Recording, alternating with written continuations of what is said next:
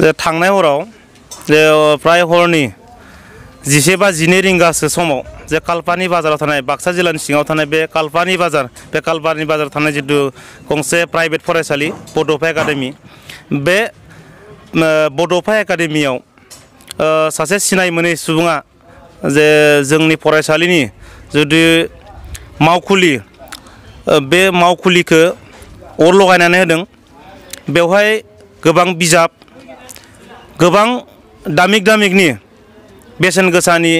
गथ'फोरनि फरायसालिनि जितु इउनिफर्मफोर दङमोन इउनिफर्म खानि दङमोन मजाफोर दङमोन गोबां दामिकनि गुबुन जायगाफोरनिफ्राय फरायसाफोरनि गोनांथिनि थाखाय बिजाबफोर लाबोनाय दङमोन नेक्स्ट 2021 नि थाखाय जितु रेडि खालामनाय बिजाबफोर दङमोन बेफोर गासैबो खामनानै सेवहांगार जादों जों फरायसालिनि जानानै जों जोबोद दुखु मोननाय फोरमायदों जाय बिथांमोना बे जोंनि फरायसालिनि थाखाय बेबायदि मोनसे इनाय हाबा जाय हाबाखौ मावथावनामोन गंसे फरायसालिनि थाखाय सानथाव जायामोन बेखौ जाय सुबुङा बेबायदि मावदों थारैनो जों बिथांखौ प्रकाशनखौ जों खावलायदों बिथांखौ थाबैनो सोरनि दैदेननायजों बे खामानिया जादों सोरनि नेतृत्वआव बेबायदि जानाय आरो माबोरै जानो मोनखो बेनि थाखाय जोङो प्रकाशनखौ जोङो खावलायदों इतिमध्य जोङो दिनै हरावनो प्रकाशननिफ्राय जों लेंहरनानै बासबारि आउट पस्टनि आइसि बिथांखौ जों लेंहरना हरावनो बे जाथायसालियाव लेंहरदों आरो बिथाङाबो निस्सय नुदों आरो बिथाङा दा जोंखौ एजार होनो थाखाय खावलायदों जों दा बेनिखायनो बे फरायसालिनि जानानै जोङो बिथां आइसिनिसिम बासबारि आउट पस्टआव जोङो एजार होनो थाखाय थिरां खालामदों जाथायनि सायाव सोरखौ सन्देह दं जाथायखौ बुंनो थाङोबा बेवहाय जाथायखौ गोबां ओनसोलनि सुबुंफोरा बुंदों जे बेवहाय सासे पाग्लिखौ जितु पाग्लि होनना बुङो गुबुन मुस्लिम मानसिमोन पाग्लि लामा सामा बेरायना थायो बिथाङा बुंनो थाङोबा मोजांबो होनना बुंदों गोबां समाव पाग्लि एक्टिं देखायो आरो बिथाङा गोबां समाव मोजांनिबो आखु देखायो स' बिथांखौ पाग्लिबो बुंनाया मोजांबो बुंनो हाया स' बिथाङा जे सासे पाग्लियानो जा मोजाङानो जा जे बे समाव जे बेबायदि गले गले बिदि जाथाय खालामबाय थागोन जे सानथाव जाया निस्सय बिथांनि सिङाव माबा मोनसे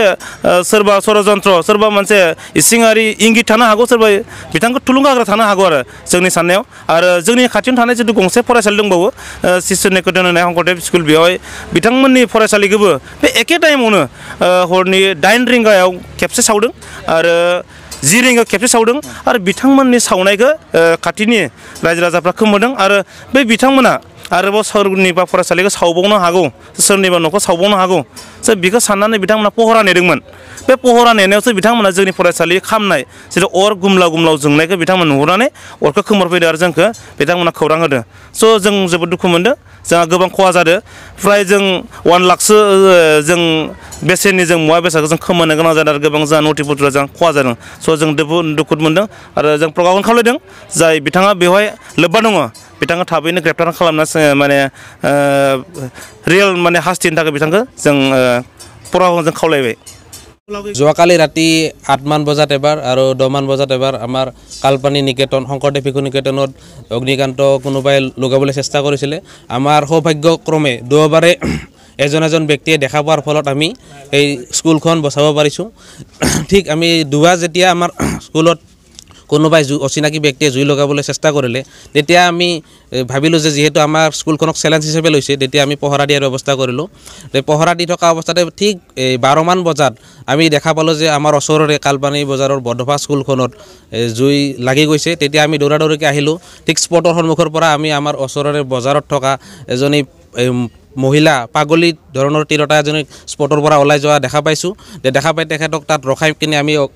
লগে লগে জুইখিনি নুমোৱাৰ কাৰণে চেষ্টা কৰিলোঁ আমি ওচৰৰ বালি তথা লগে লগে এই হোষ্টেলত থকা ছাৰহঁতক আমি মাতি কিনে পানী দি বালিখিনি দি কোনো ৰকম আমি জুইখিনি নুমাবলৈ পাৰিলোঁ সক্ষম হৈছোঁ আমাৰ সৌভাগ্যক্ৰমে যে আমাৰ অফিচ ৰুমটোৰ ক্ষতি হ'লেও বাকী ঠাইত আমাৰ দোকান বা স্কুলৰ বাকীখিনি ঠাইত যাতে আমাৰ জুইটো নালাগিলে আমি সেইখিনি কাৰণে ভাগ্য বুলি ভাবি ল'লোঁ আপোনালোকে প্ৰত্যক্ষ কৰাৰ পিছত আমাৰ স্কুল এই বডফা স্কুল কৰ্তৃপক্ষক আমি অহা সময়তো স্কুলৰ মানুহ উঠা নাছিলে তেওঁলোকে গম পোৱা নাছিলে আমি যেহেতু ডিউটি দি আছিলোঁ আমি গম পাইছোঁ লগে লগে আহি আমি যেহেতু মহিলাটোক ওলাই যোৱা দেখা পালোঁ মহিলাজনক ৰাখি আমি জুই লগাখিনি নুমাবলৈ চেষ্টা কৰিলোঁ আৰু এজনক আমাৰ লগত থকা আমাৰ স্কুলৰ মানে কৰ্তৃপক্ষক জনাবলৈ আমি দিলোঁ